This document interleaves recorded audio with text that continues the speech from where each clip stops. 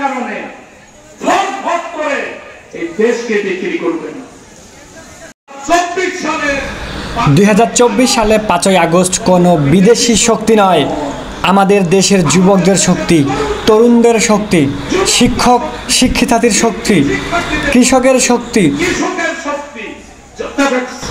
সর্ব জনগণের শক্তি দিয়ে 2024 সালে আমরা দ্বিতীয়বারের মতো এদেশ স্বাধীন করেছি। জনাব মোহাম্মদ আফতাবউদ্দিন মোল্লা, বাংলাদেশ জামায়াতে ইসলাম 7 নং আউলিয়াপুকুর ইউনিয়ন শাখা চিরিরবন্দর দিনাজপুর আয়োজনের প্রধান অতিথির বক্তব্যে তিনি কথা বলেন। এই দেশকে বিক্রি করবে না। আপনি এই দেশ রক্ত দিয়ে স্বাধীন করেছে, তোমার রক্ত গরম হচ্ছে আমি বুঝবে,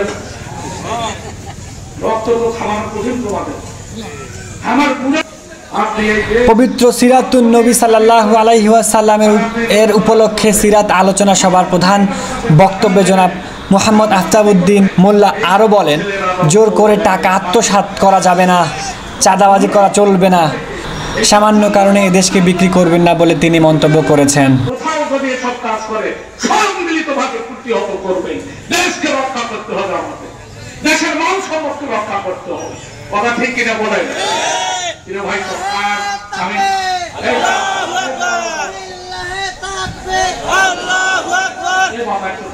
সবাই তোমার রক্ত গরম হচ্ছে আমি বুঝবে, রক্ত তো খাওয়ানো কঠিন তোমাদের। আমার বুড়া গেলে রক্ত ঠান্ডা হওয়ার পর গরম, আর তোমার তো চ্যাংরা মানুষ কি বলবে।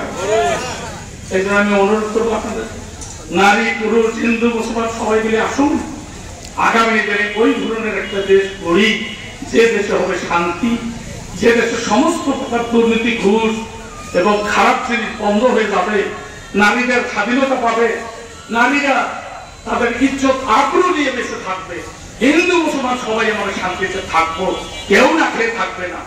আসুন এই রকম একটা দেশ গড়ার লক্ষ্যেই আমরা ঐক্যবদ্ধ হবে কোরআনের আইন প্রতিষ্ঠা করার জন্য আমাদের মাল আর জান খরচ করি। আল্লাহ পাক আমাদের সবাইকে তৌফিক দান করুন, আমিন। ওয়া আখিরু দাওয়ানা আলহামদুলিল্লাহি রাব্বিল আলামিন। আসসালামু আলাইকুম ওয়া রাহমাতুল্লাহি ওয়া বারাকাতুহু। আমাদের অনুষ্ঠান একেবারে শেষ। আজকের প্রোগ্রাম আসসালামু আলাইকুম ওয়া রাহমাতুল্লাহি ওয়া বারাকাতুহু। আজকের প্রোগ্রাম এখানে শেষ করলাম। আমরা আমাদের একটা দোয়া রাখবেন। আসসালামু আলাইকুম।